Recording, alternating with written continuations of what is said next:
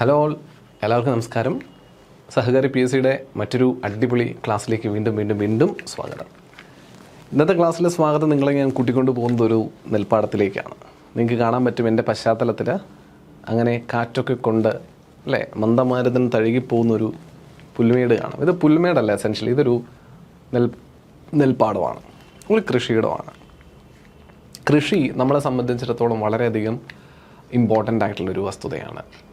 അത് ആൾക്കാരുടെ നിലനിൽപ്പിനും ജീവിതോപാധിക്കും പുറമേ പല തരത്തിലുള്ള ആനന്ദത്തിനും വിനോദത്തിനും നമ്മുടെ ആഹാര ആവശ്യങ്ങൾ നിറവേറ്റുന്നതിനും സാമ്പത്തിക അടിത്തറ ഉറപ്പാക്കുന്നതിനും എന്നിങ്ങനെ ഒരുപാട് തലങ്ങളിലേക്ക് നമ്മുടെ കൾച്ചറുമായിട്ട് ഓണം പോലുള്ളൊരു മലയാളിയുടെ ആഘോഷം എന്ന് പറഞ്ഞ് കൊട്ടിപ്പാടുന്ന ഓണാഘോഷം പോലും ഒരു കാർഷിക ആഘോഷമാണ്, അല്ലെങ്കിൽ ഒരു കാർഷിക വിളവെടുപ്പ് ഉത്സവമാണ് എന്ന് എത്ര പേർക്ക് അറിയാമെന്ന് എനിക്കറിയില്ല. പലരും ഇന്നിപ്പോൾ ഓണത്തെ പലതരത്തിലും വ്യാഖ്യാനിക്കുന്നത് കാണാൻ സാധിക്കുന്നുണ്ട്. അതും എസെൻഷ്യലി ഒരു വിളവെടുപ്പ് ഉത്സവമാണ് നമ്മൾ ഈ ഓണം. അതുകൊണ്ട് ഈ സദ്യയൊക്കെ കഴിച്ച് നമ്മൾ ആഘോഷിക്കും. നമ്മൾ വിളവെടുത്ത് ഒരുപാട് നമ്മുടെ അറയൊക്കെ നിറഞ്ഞ് വയറ് നിറയ്ക്കണം എന്ന രീതിയിൽ നമ്മൾ പറയല്ലേ, കാണാൻ പറ്റും ഓണമുണ്ണണം എന്ന് പറയുന്നത് പോലെ അതൊരു സമൃദ്ധിയുടെ ഉത്സവമായിട്ട് കണക്കുകൂട്ടുന്നതാണ് കേരളത്തിൽ കണക്കുകൂട്ടുന്ന ഒരു ഉത്സവം. കേരളത്തിൻ്റെ ഒരു വിളവെടുപ്പ് ഉത്സവമാകുന്നു. അവിടെ ജാതി മത ഭേദമെന്നീ എല്ലാവരും കൊണ്ടാടുന്നൊരു ആഘോഷമായിട്ട് തന്നെയാണ് കണക്കാക്കേണ്ടത്. അല്ലാതെ അതൊരു കൂട്ടരുടെ ആഘോഷമാണ് അല്ലെങ്കിൽ മറ്റൊരു കൂട്ടരുടെ ആഘോഷമാണ് എന്നൊന്നുമല്ല. അത്തരത്തിൽ കേരളത്തിൻ്റെ ആഘോഷമാണ് ഓണമെന്ന് പറയുന്നത്. അപ്പോൾ ഓണത്തിനും ഇന്ന് പലരും മറ്റു പല ഒരു ചായ്വുകളും ഒക്കെ കൊടുത്തു തുടങ്ങുന്നതും ഒക്കെ നമ്മൾ പൊതുവേ സമൂഹത്തിൽ കാണുന്നത് വളരെയധികം വേദനാജനകമായിട്ടുള്ള കാര്യമാണ്. എല്ലാവരുടെയും ആഘോഷമാണ് ഓണം. അതൊരു ചരിത്രം അറിയാണ്ട് അല്ലെങ്കിൽ അതിൻ്റെ ഐതിഹ്യം എന്താണെന്ന് അറിയാണ്ട് പോകുന്നത് കൊണ്ട് ആൾക്കാരെ കബളിപ്പിക്കുന്നില്ല. ഇപ്പോൾ അറിവില്ലായ്മ പലരെയും കുഴികളിൽ കൊണ്ട് ചാടിക്കുന്നു പറയുന്നതിൽ കാര്യം ഇതാണ്. അറിവില്ലാണ്ടിരിക്കുന്നവരെ കബളിപ്പിക്കാൻ എളുപ്പമാണ്, അവർ ഈസിലി ട്വിസ്റ്റബിളാണ്. പെട്ടെന്ന് ട്വിസ്റ്റ് ചെയ്ത് അവരെയൊക്കെ നമ്മുടെയൊക്കെ ആശയം പേറുന്നവരാക്കി മാറ്റാനായിട്ട് എളുപ്പമാണ്. അങ്ങനെ നിങ്ങൾ മറ്റുള്ളവരുടെ ആശയം പേറുന്നവരായി മാറണ്ട. നിങ്ങൾ അറിവുണ്ടാക്കുക. നിങ്ങളുടെ അറിവ് നിങ്ങളുടെ മുന്നോട്ടുള്ള പാതയെ നയിക്കണം.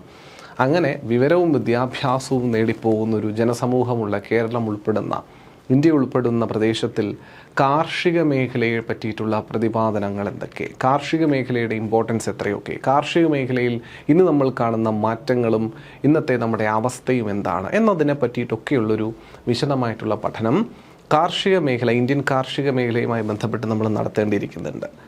അപ്പോൾ ഈ പറഞ്ഞൊരു ചെറിയ ഇൻട്രൊഡക്ഷനിലൂടെ നമ്മൾ ഇന്ന് കടന്നു ചെല്ലാൻ പോകുന്നത് ഇന്ത്യൻ ജോഗ്രഫിയിലെ പ്രധാനപ്പെട്ട ഒരു ടോപ്പിക്കാണ്. ഇന്ത്യൻ ജോഗ്രഫിയുടെ കാർഷിക മേഖല, ഇന്ത്യൻ അഗ്രികൾച്ചറൽ സെക്ടർ എന്ന് പറയുന്നൊരു മേഖല. ഒരിക്കൽ കൂടി ഏവർക്കും ഇന്ത്യൻ ജോഗ്രഫിയുടെ മറ്റൊരു ക്ലാസ്സിലേക്ക് സ്വാഗതം പറഞ്ഞുകൊണ്ട് ഇന്ത്യൻ അഗ്രികൾച്ചർ എന്ന മേഖലയെപ്പറ്റി നമുക്ക് മനസ്സിലാക്കാൻ ശ്രമിക്കാം. ഇന്ത്യയുടെ കാർഷിക മേഖല പഠിക്കുന്നതിന് മുമ്പ് യൂഷ്വലി തരുന്നത് പോലെ തന്നെ കാർഷിക മേഖലയുമായിട്ട് ബന്ധപ്പെടുത്തി ചോദ്യങ്ങൾ എങ്ങാനും വന്നിട്ടുണ്ടോ എന്നുള്ളത് നിങ്ങളെ ബോധ്യപ്പെടുത്തേണ്ട ഉത്തരവാദിത്വം ഞങ്ങൾക്കുണ്ട്. ഇതാ ബോധ്യപ്പെട്ടുള്ളൂ. As per the statistics of 2021, the highest production of the crops and the respective states are given below. Sugar cane Uttar Pradesh, cotton Maharashtra, rice Punjab, wheat Uttar Pradesh. ഇതിൽ ഏതൊക്കെ സംസ്ഥാനങ്ങളാണ് ഓരോരോ മേഖലയിൽ? ഇപ്പോൾ ഉത്തർപ്രദേശ് ഷുഗർ കെയിനിൽ ഏറ്റവും കൂടുതൽ പ്രൊഡക്ഷൻ നടത്തുന്നവനാണ്. Cotton Maharashtra, rice Punjab, wheat Uttar Pradesh തന്നിരിക്കുന്നു. ഇതിൽ ആരാണ് റോങ്ലി മാച്ച് ചെയ്തിരിക്കുന്നതെന്ന് നിങ്ങൾ ഈ സെഷൻ കഴിയുമ്പോൾ ഈ കാര്യം മനസ്സിലാക്കുക. അതായത് അഗ്രികൾച്ചറൽ സെക്ടർ മുഴുവനായിട്ട് പഠിച്ചു കഴിയുമ്പോൾ നിങ്ങൾ ഈ കാര്യത്തിന് ഉത്തരവെഴുതും. അതുപോലെ ഇന്ത്യൻ കാർഷിക രംഗത്തെക്കുറിച്ചുള്ള പ്രസ്താവനകളിൽ ശരിയല്ലാത്തത് ഏതെന്ന് കണ്ടെത്താനുള്ള മറ്റൊരു ചോദ്യം, സാമ്പത്തിക വികസനത്തിൻ്റെ അടിത്തറ, ദേശീയ വരുമാനത്തിൻ്റെ പ്രധാന പങ്ക്, വ്യാവസായികവൽക്കരണത്തിൻ്റെ അടിത്തറ, പ്രച്ഛന്ന തൊഴിലില്ലായ്മയുടെ മൂലകാരണം. അപ്പോൾ ഇതിലേതാണ് ശരിയല്ലാത്തത് എന്നുള്ളൊരു ചോദ്യം 2024 ചോദിച്ച ചോദ്യം. മറ്റൊരു ചോദ്യം പരിശോധിക്കാം. നിങ്ങൾക്ക് ചോദ്യങ്ങളുടെ ഒരു മേഖല അല്ലെങ്കിൽ ഒരു രീതി നിങ്ങളൊന്ന് മനസ്സിലാക്കിയിരിക്കട്ടെ. ഗോതമ്പ്, നെല്ല്, ചോളം, പയറുവർഗ്ഗങ്ങൾ എന്നിവ ഇന്ത്യയിലെ പ്രധാന 4 ഭക്ഷ്യവിളകളാണ്. 2023-24 കണക്കുകൾ പ്രകാരം ഇവയുടെ ഉത്പാദനത്തിൻ്റെ തോതനുസരിച്ചുള്ള ദേശീയ സ്ഥാനം ശരിയായ സ്ഥാനക്രമം കണ്ടെത്തുക എന്നുള്ളതാണ്. ഗോതമ്പ്, നെല്ല്, ചോളം, പയറുവർഗ്ഗങ്ങൾ. മനസ്സിലായോ? ഇതിൽ കറക്റ്റായിട്ടുള്ള ഓർഡർ, ഇതിൽ ആരാണ് 1ാം സ്ഥാനം, 2ാം സ്ഥാനം, 3ാം സ്ഥാനം, 4ാം സ്ഥാനം നിലകൊള്ളുന്നത് എന്ന് മനസ്സിലാക്കാനുള്ളൊരു ചോദ്യമാണ് ഇവിടെ ചോദിച്ചിരിക്കുന്നത്. അപ്പോൾ ഇത്തരം ചോദ്യങ്ങളിൽ നിന്നൊക്കെ ഉൽപാദനവും ഉൽപാദക സംസ്ഥാനവും ഉൽപാദനക്ഷമതയും ഉൽപാദന സ്ഥാനവും ഒക്കെ തന്നെയും ചോദ്യങ്ങളായിട്ട് വന്നിട്ട് ഇവിടെ തീരുന്നില്ല. വേറെയും ചോദ്യങ്ങളൊക്കെ ഉണ്ട് ഈ സെക്ടറുമായിട്ട് ബന്ധപ്പെട്ട്. ബാക്കി ചോദ്യങ്ങളെ നമ്മൾ PYQ ഡിസ്കഷൻ ഏരിയയുമായി ബന്ധപ്പെട്ട് കാണുന്നുണ്ടാവും. അതുപോലെ സീസൺസ് ഓഫ് അഗ്രികൾച്ചർ ഉണ്ട്. നമ്മൾ പലതരത്തിലും ഇന്ത്യയിൽ കാർഷിക സീസണുകളെ തരംതിരിക്കാറുണ്ട് അല്ലേ. ഖാരിഫ്, റാബി, സെയ്ദ് എന്നൊക്കെ പറഞ്ഞിട്ട് പലതരത്തിലുള്ള കാർഷിക സീസണുകളൊക്കെ ഉണ്ട്, നമ്മൾ സാധാരണ കാലാവസ്ഥയിലെ സീസൺ അല്ലാണ്ടൊക്കെ. അപ്പോൾ അതൊക്കെ നമുക്കൊന്ന് മനസ്സിലാക്കാൻ ഇരിക്കുന്നുണ്ട്. സോ അതൊക്കെ നോക്കി അതിനകത്ത് നിന്നൊക്കെ ചോദ്യങ്ങൾ ചോദിച്ചിട്ടുമുണ്ട്. So will be starting to discuss about the Indian agriculture sector. എന്താണ് ഇന്ത്യൻ അഗ്രികൾച്ചറൽ സെക്ടറിൻ്റെ ഒരു ഓവർവ്യൂ എന്ന് നമുക്ക് ആദ്യമേ മനസ്സിലാക്കണം. ഒരു economic foundation Indian agricultural sector തരുന്നുണ്ടോ എന്ന് ചോദിച്ചു കഴിഞ്ഞാൽ കുറച്ചു കാലം മുൻപ് വരെ നമുക്ക് കൃത്യമായിട്ട് പറയാൻ പറ്റുമായിരുന്നു ഇന്ത്യയുടെ കാർഷിക മേഖലയാണ് ഇന്ത്യയുടെ സാമ്പത്തിക മേഖലയുടെ ഒരു ഏറ്റവും പ്രധാനപ്പെട്ട പങ്ക് വഹിക്കുന്നതെന്ന് പറയാം. പക്ഷെ ഇന്ന് ഏറ്റവും കൂടുതൽ കാർഷിക മേഖലയിൽ പങ്ക് വഹിക്കുന്നത് അല്ലെങ്കിൽ സാമ്പത്തിക ഭദ്രത ഉറപ്പാക്കുന്നത് അല്ലെങ്കിൽ സാമ്പത്തിക എന്താ പറയുക ഒരു നിക്ഷേപം കൊണ്ടുവരുന്നത് അഗ്രികൾച്ചറൽ സെക്ടർ അല്ല, അത് സേവന മേഖലയാണ്. എന്നിരുന്നാലും ഇന്ത്യ എന്ന രാജ്യം ഒരു കാർഷിക രാജ്യമായിട്ട് ഒരു കർഷക രാജ്യമായിട്ട് കണക്ക് കൂട്ടുന്നിടത്തോളം കാലം തന്നെ ഇന്ത്യയുടെ ഇന്ന് കാണുന്ന ഇക്കണോമിയുടെ ഫൗണ്ടേഷൻ അടിത്തറകളെല്ലാം പാകിയിരിക്കുന്നത് കാർഷിക മേഖലയിൽ നിന്ന് തന്നെയാണെന്ന് തന്നെ പറയാം. ബ്രിട്ടീഷുകാർ ഇന്ത്യ വന്ന് ചൂഷണം ചെയ്തുകൊണ്ട് പോയപ്പോൾ പോലും ഒരുപാട് കാർഷിക വിളകൾക്ക് ഇമ്പോർട്ടൻസ് കൊടുത്തിരുന്നു. നമുക്കറിയാം, സ്പൈസസ് പോലുള്ളവയും കാപ്പി, തേയില, കുരുമുളക്, മറ്റ് സ്പൈസസിനൊക്കെ ഒരുപാട് ഇമ്പോർട്ടൻസ് കൊടുത്തു. മാത്രമല്ല കോട്ടൺ, ഇൻഡിഗോ പോലുള്ള നാണ്യവിളകളും ഇവിടെ നിന്ന് കൃഷി ചെയ്ത് കൊണ്ടുപോയത് നമുക്ക് കാണാൻ സാധിക്കുന്നുണ്ട്. നിർബന്ധിതമായിട്ട് ആൾക്കാരെ കൊണ്ട് കൃഷി ചെയ്യിച്ച് എക്സ്പ്ലോയിറ്റ് ചെയ്ത് കൊണ്ടുപോയ കാര്യവും നമുക്കറിയാം. നമ്മുടെ മണ്ണ് അതുകൊണ്ട് നമ്മൾ കൃഷിക്ക് അനുയോജ്യമായിട്ട് വിനിയോഗിക്കുന്നതിൽ പണ്ടേ കേവന്മാരാണ്. ലോകത്തെ ഏറ്റവും കൂടുതൽ ഫുഡ് ആൻഡ് ഗ്രോസറി മാർക്കറ്റ് എന്നതിൽ 6ാം സ്ഥാനത്ത് നിലനിൽക്കുന്ന രാജ്യമാണ് ഇന്ത്യ. ലോകത്തിലെ ഫുഡ് ആൻഡ് ഗ്രോസറി മാർക്കറ്റിൽ 6ാം സ്ഥാനത്ത്, ഭക്ഷ്യനാണ്യ വിളയുടെ കാര്യത്തിൽ അല്ലെങ്കിൽ ഭക്ഷ്യവിളയുടെ ഉൽപ്പാദന കാര്യത്തിലൊക്കെ 6ാമത്തെ ഏറ്റവും വലിയ ഉൽപ്പാദക രാജ്യമായി നിൽക്കുന്നുണ്ട് ഇന്ത്യ. എന്നിരുന്നാലും ഇന്ത്യയിൽ ഒരുപാട് പ്രൊഡക്ഷൻ ഉണ്ട്, ഒരുപാട് എക്സ്പോർട്ടിങ് ഇന്ത്യയിൽ നിന്ന് നടത്തുന്നുണ്ട്. എന്നാൽ പല തരത്തിലുള്ള ഫുഡ് പ്രോഡക്ട്സും മെറ്റീരിയൽസും ഇമ്പോർട്ട് ചെയ്തും ഇന്ത്യ ഉപയോഗിക്കുന്നുമുണ്ട്. അപ്പോൾ എല്ലാം എക്സ്പോർട്ട് മാത്രമല്ല, ഇമ്പോർട്ട് നമ്മൾ ചെയ്യുന്നുണ്ട് എന്നുള്ളതാണ്. World's largest producer of fresh fruits, അതായത് ബനാന, മാംഗോ, പപ്പായ, ഗോവ, അതായത് പേരയ്ക്ക, ഇങ്ങനെയൊക്കെയുള്ള ഫ്രൂട്ട്സിൻ്റെ പ്രധാനപ്പെട്ട ലോകത്തിലെ ഏറ്റവും ഉയർന്ന പ്രൊഡ്യൂസറാണ് ഇന്ത്യ എന്ന് പറയാം. അതുപോലെ വെജിറ്റബിൾസിൻ്റെ eggplant, potato, pumpkin, squash, ground പോലുള്ള പയറുവർഗ്ഗങ്ങൾ, പംകിൻ എന്താ പറയുക, നമ്മുടെ മത്തൻ, പിന്നെ ഉരുളക്കിഴങ്ങ് പോലുള്ള ഒരുപാട് വസ്തുക്കളുടെ വെജിറ്റബിൾസിൻ്റെ ഒക്കെ പ്രൊഡക്ഷൻ ലോകത്തിലെ ഏറ്റവും വലിയ പ്രൊഡ്യൂസിങ് സ്റ്റേറ്റ് ആയിട്ട് നമ്മുടെ ഇന്ത്യ നിൽക്കുന്നുണ്ട്. വീറ്റിൻ്റെയും റൈസിൻ്റെയും ഷുഗർ കെയിൻ്റെയും ഉണക്ക പിന്നെ ഈ പഴങ്ങളുടെയും ഡ്രൈഡ് ഫ്രൂട്ട്സിൻ്റെയും ഒക്കെ 2ാം സ്ഥാനത്ത് നിലനിൽക്കുന്ന രാജ്യവുമാണ് ഇന്ത്യ എന്ന് പറയുന്നത്. അതായത് വീറ്റിൻ്റെ, ഗോതമ്പ് ഉൽപ്പാദനത്തിൻ്റെ കാര്യത്തിൽ, അരി ഉൽപ്പാദനത്തിൻ്റെ കാര്യത്തിൽ, കരിമ്പ് ഉൽപ്പാദനത്തിൻ്റെ കാര്യത്തിൽ, അതുപോലെ ഡ്രൈഡ് ഫ്രൂട്ട്സിൻ്റെ ഒക്കെ ഉൽപ്പാദന കാര്യത്തിൽ ലോകത്തിൽ 2ാം സ്ഥാനത്ത് നിൽക്കുന്ന രാജ്യവും ഇന്ത്യ എന്ന രീതിയിൽ പറയാം. ഗ്ലോബൽ സിറിയൽ പ്രൊഡക്ഷൻ നോക്കിക്കഴിഞ്ഞാൽ 11.6% ടോട്ടൽ വേൾഡ് ഔട്ട്പുട്ടിൻ്റെ 11.6% വരുന്ന സിറിയൽസിൻ്റെ ഔട്ട്പുട്ടും എവിടെ നിന്ന് തന്നെയാണ് വരുന്നതെന്ന് പഠിച്ചിരിക്കുക.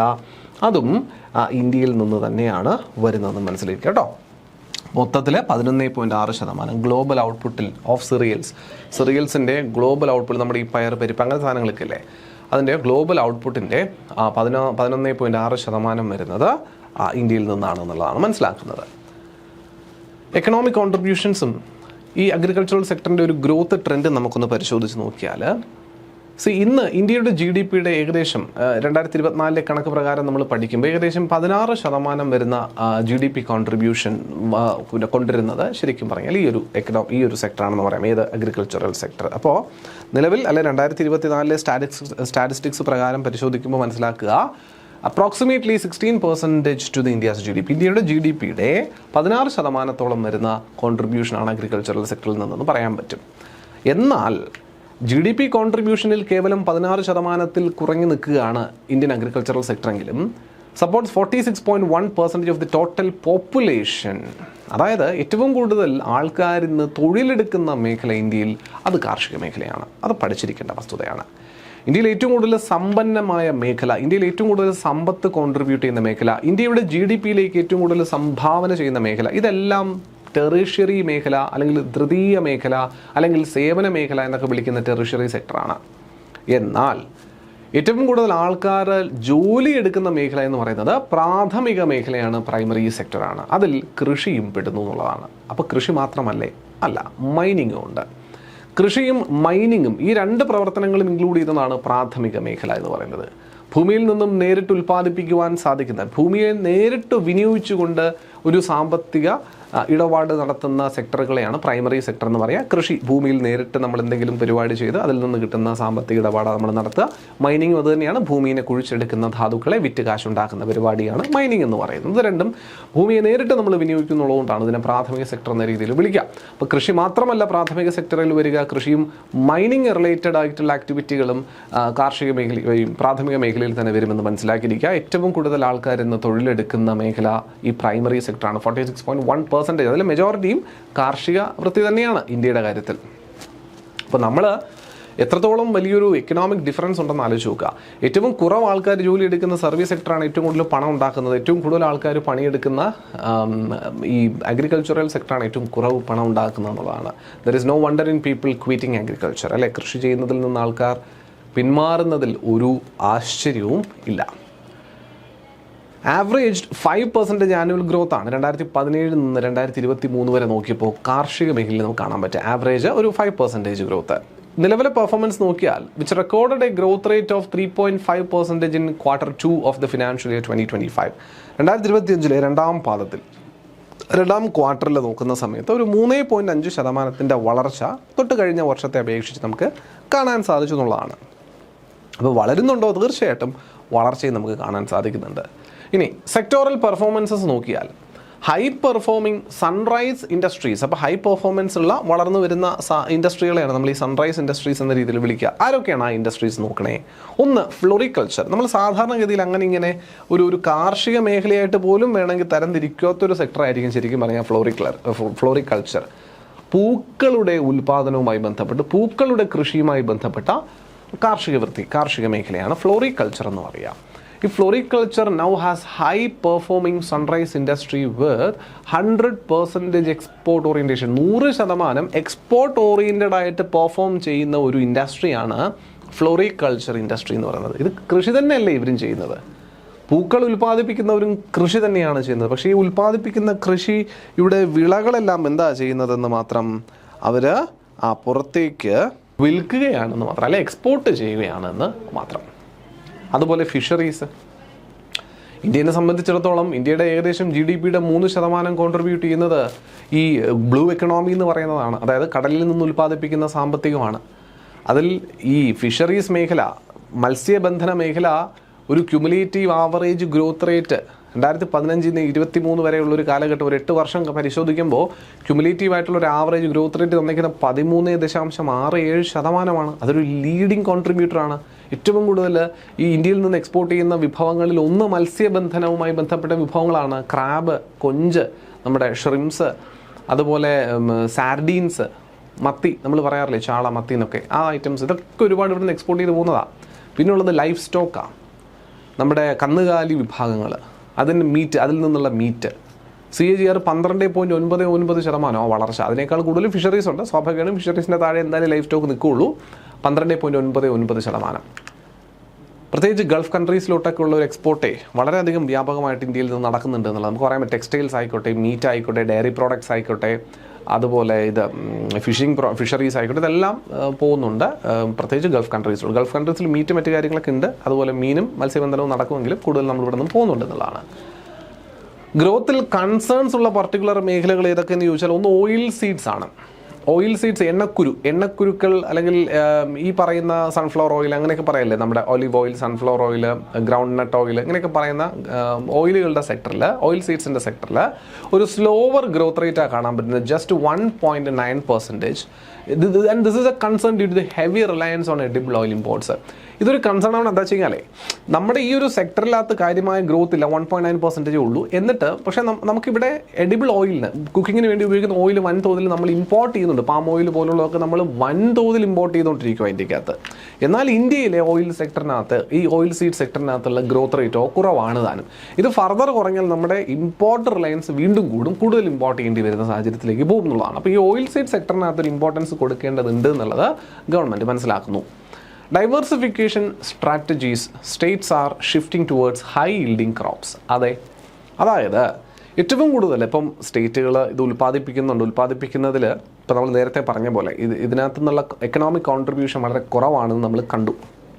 മീൻസ് ഇത്രയും അധികം ആൾക്കാർ ജോലി എടുക്കുന്ന ഈ മേഖലയിൽ നിന്നും കിട്ടുന്ന ഔട്ട്പുട്ട് ഭയങ്കര കുറവാണ്, അല്ലെങ്കിൽ സാമ്പത്തിക മെച്ചം ഭയങ്കര കുറവാണ്. അറ്റ്ലീസ്റ്റ് ഫോർ ദി എൻഡ് ഫാർമേഴ്സിന് അത് കിട്ടുന്നത് ഭയങ്കര കുറവായിരിക്കും. 1 കിലോ അരി നിങ്ങൾ 40 രൂപയ്ക്ക് വാങ്ങുന്നെങ്കിൽ ഒരു പക്ഷേ ആ കർഷകൻ വിറ്റിരിക്കുന്നത് 4-5 രൂപയ്ക്കായിരിക്കും ആ 1 കിലോ അരി എന്ന് പറയുന്നത്. നിങ്ങൾ അതിൻ്റെ 10-15 മടങ്ങ് കൊടുത്ത് അരി കടയിൽ നിന്ന് വാങ്ങുന്ന സമയത്ത് ഇതിനിടയിലൂടെ ഇടനിലക്കാരിൽ നിന്നൊക്കെ ആയിട്ട് ഒരുപാട് ലാഭവിഹിതങ്ങൾ കടന്നുപോയി കർഷകന് കിട്ടുന്നത് കേവലം 4-5 രൂപയായിരിക്കും 1 കിലോ, അല്ലെങ്കിൽ 3-4 രൂപയായിരിക്കും 1 കിലോ അരി കിട്ടുക. അപ്പോൾ ഇത് ഒരു പ്രശ്നമാണ്. അതുകൊണ്ടാണ് മിനിമം സപ്പോർട്ട് പ്രൈസ് എന്നൊക്കെ പറഞ്ഞിട്ട് താങ്ങുവിലകളൊക്കെ നിശ്ചയിക്കുന്നതും താങ്ങുവില അടിസ്ഥാനത്തിൽ പിന്നെ ഗവൺമെൻറ് തന്നെ ഈ നെല്ലിനങ്ങളും വിത്തിനങ്ങളും ഒക്കെ, നെല്ലും മറ്റ് ധാന്യങ്ങളും ഒക്കെ തന്നെ ശേഖരിക്കാൻ തുടങ്ങുന്നതും അതിന് ഫുഡ് കോർപ്പറേഷൻ ഓഫ് ഇന്ത്യ എന്ന് പറയുന്ന ഒരു സ്ഥാപനം നിലവിലുള്ളതൊക്കെ അതിൻ്റെ പേരിലൊക്കെയാണ്. എന്നിരുന്നാലും സംസ്ഥാനങ്ങൾ ഇത്തരത്തിലുള്ളൊരു പ്രതിസന്ധി നേരിടാൻ സാധ്യതയുണ്ട് എങ്കിൽ സ്വാഭാവികമായിട്ടും ഉയർന്ന ഈൽഡ് കിട്ടുന്ന, ഉയർന്ന പ്രൊഡക്ഷനുള്ള, താരതമ്യേന കൃഷി നാശമുണ്ടാകാനുള്ള സാധ്യത കുറവുള്ള ഐറ്റംസിലേക്ക് കൂടുതൽ ആൾക്കാർ ശ്രദ്ധ തിരിക്കുമെന്നുള്ളതിൽ സംശയമൊന്നുമില്ല. അങ്ങനെ ശ്രദ്ധ തിരിച്ചതിൽ ചില സാഹചര്യങ്ങളെ നിങ്ങൾ കാണിക്കുന്നതാണ്. ആന്ധ്രാപ്രദേശ് ജോവറിൻ്റെ കൾട്ടിവേഷനിലേക്ക് തിരിയുന്നുണ്ട്. മധ്യപ്രദേശ് ആയിക്കോട്ടെ മൂങ്, അതൊരു പരിപ്പ് പോലൊരു സംഗതിയാണ്, മൂങ്ങിൻ്റെ ഉൽപ്പാദനത്തിലേക്ക് തിരിയുന്നുണ്ട്. തമിഴ്നാടാണെങ്കിലോ മെയ്സ്, ചോളത്തിൻ്റെ കൃഷിയിലേക്ക് തിരിയുന്നു എന്നുള്ളതാണ്.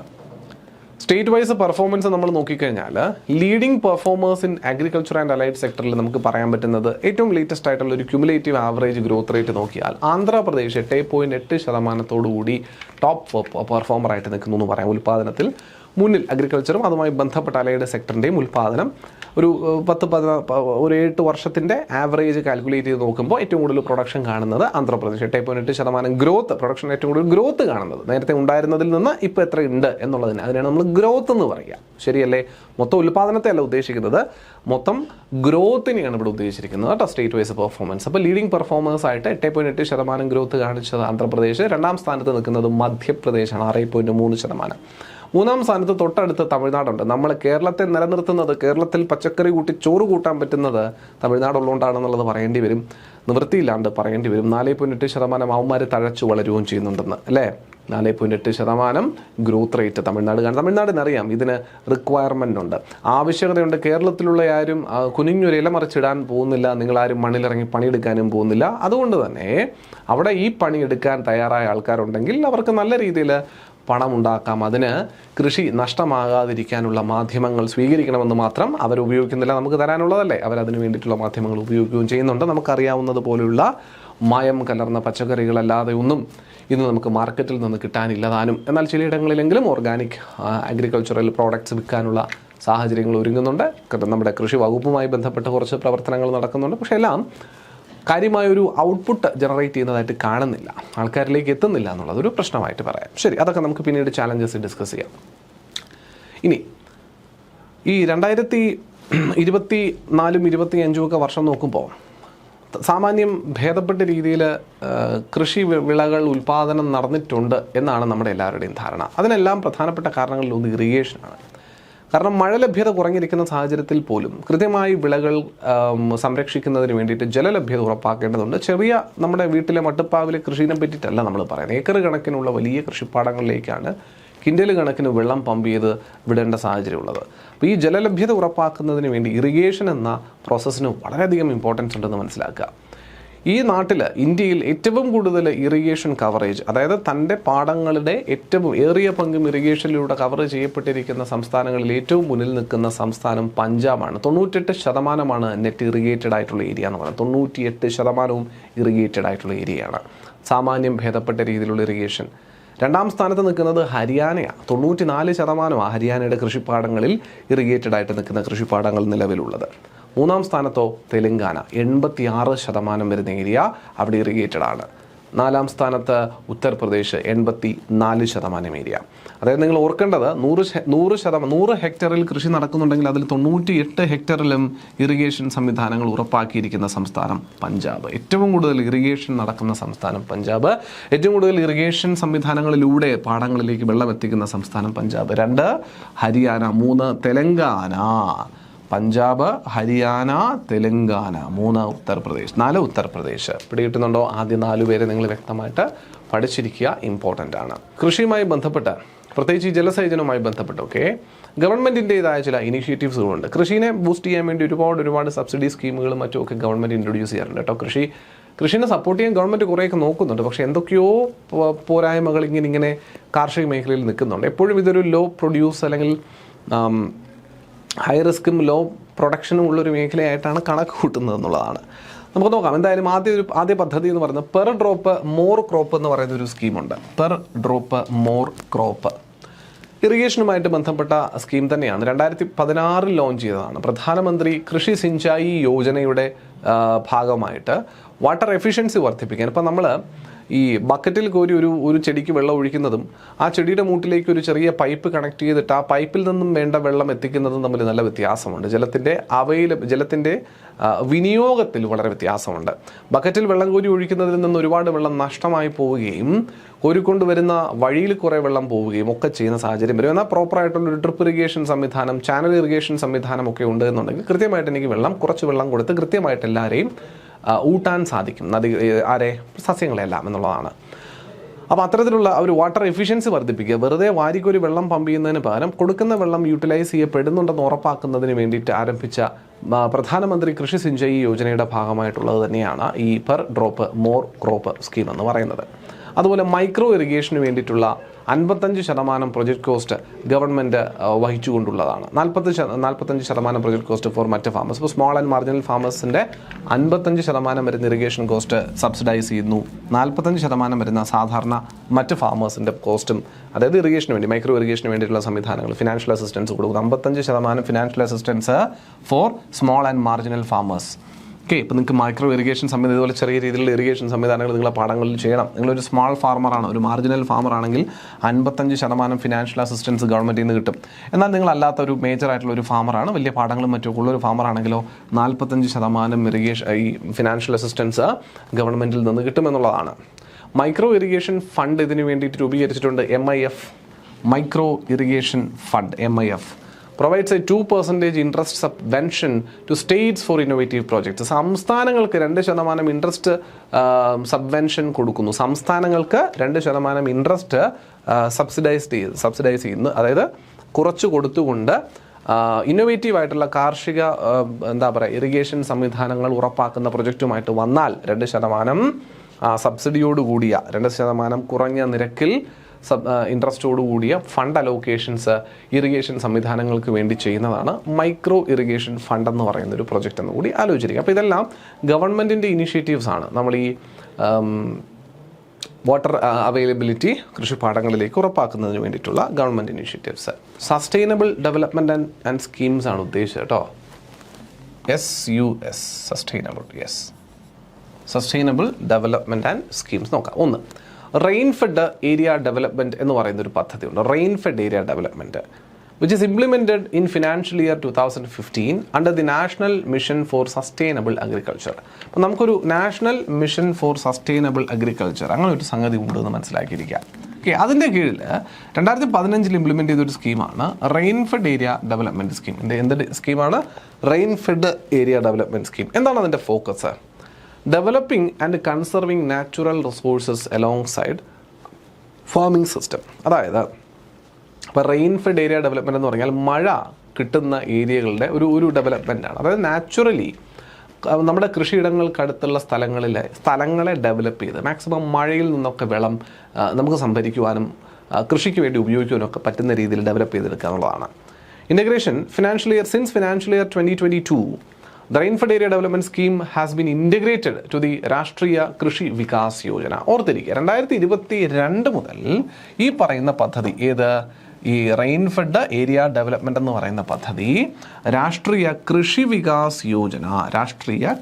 വികാസ് യോജനയോട് എന്ത് ചെയ്തു, ക്ലബ് ചെയ്തിട്ടുണ്ടെന്ന് കൂടി മനസ്സിലാക്കിയിരിക്കുക.